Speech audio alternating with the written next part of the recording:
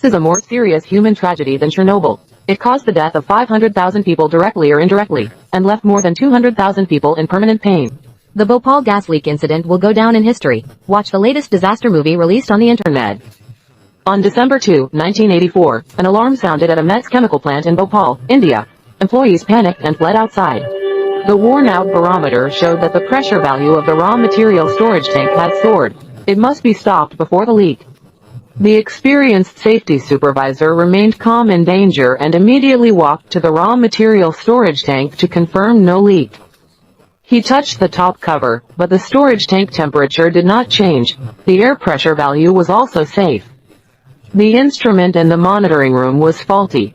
Before the safety supervisor could reprimand his subordinates, the factory manager Madsen raised the megaphone and warned all employees that unless someone died, he would never again. Hearing the damn alarm, the safety director ran to the office to explain to the person in charge that the cooling device of the raw material storage tank had not been repaired for more than half a month. The new employee didn't know how to clean the pipe. Madsen was even angrier than him. He had applied to the headquarters for fault repairs, but was rejected every time because the factory had been losing money for 3 consecutive years. The safety director was interrupted by Madsen. Stop the media from reporting negative news about us. Kuma, a journalist dedicated to uncovering safety concerns in chemical plants, was interviewing a young man named Ali. He worked in the chemical plant for 3 years and knew everything about it. The factory produces chemical products for crops. One of the pesticides' raw material is MSE, also known as liquid explosive. It is volatile and can combust and explode. When it touches water, it will also create highly poisonous gas.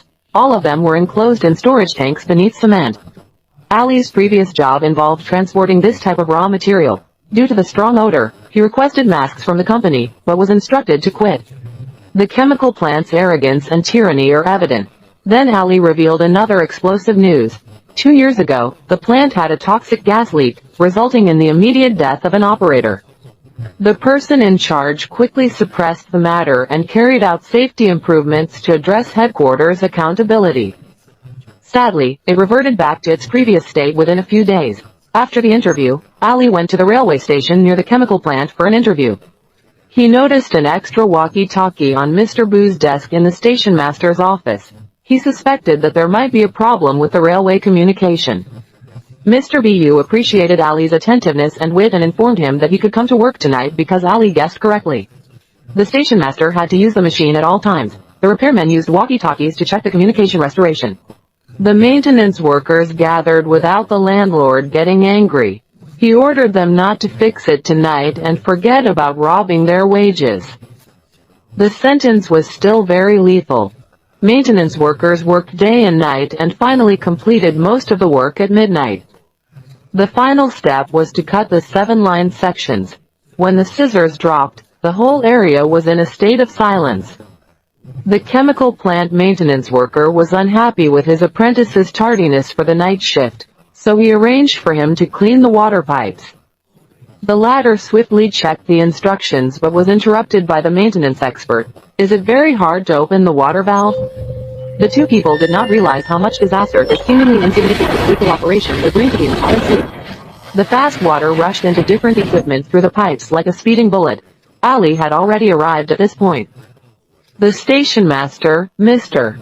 Bu, hurried to the largest slum in the area because his daughter's wedding is tonight. Unfortunately, a big shot will arrive at the railway station tomorrow, so he must return to the station to preside over the work tonight.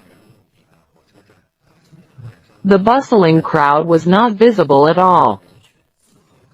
It was clear that it was already 12 o'clock in May. Nearby, workers in the chemical plant were having dinner in the cafeteria. The monitoring equipment suddenly alarmed. The colleague on duty shouted for a long time but received no response. He could only run to the mic storage tank to check the situation. There was a slight tremor under his feet. After touching it, he found that the instrument cover was a little hot. The safety supervisor, just off work, was abruptly halted by the guard. Before he could clearly hear the intercom message, he witnessed a cloud of gas spewing from a distance. The safety supervisor's face suddenly changed and he hurried back to the monitoring room. Only then did he find that the pressure and temperature of the storage tank were both off the charts. He sent the maintenance master and apprentice on duty to the security guard.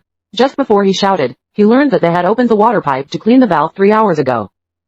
The safety supervisor asked the refugee maintenance master if the damaged water stop valve had been repaired. The supervisor informed him that the water control valve prevents clean water from entering the mic storage tank during pipe cleaning. The safety supervisor's last hope was shattered as the other party shook his head. The clean water that flowed into the storage tank in 3 hours was sufficient to cause all the chemical raw materials to boil and turn into toxic gases. No one dared to imagine the serious consequences. The safety supervisor trembled and sounded the alarm. The whole factory was in chaos in an instant. The world's recorded disaster had happened.